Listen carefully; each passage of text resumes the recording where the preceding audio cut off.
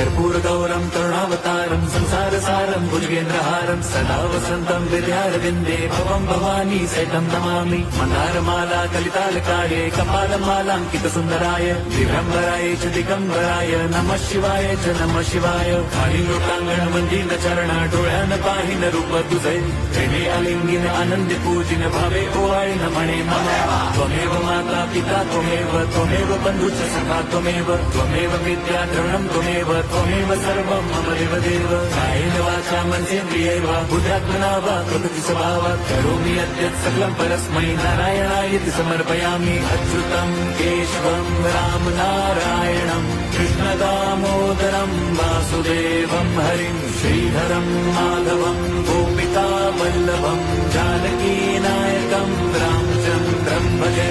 Hare Ram Ram Ram Hare Hare Hare Krishna Hare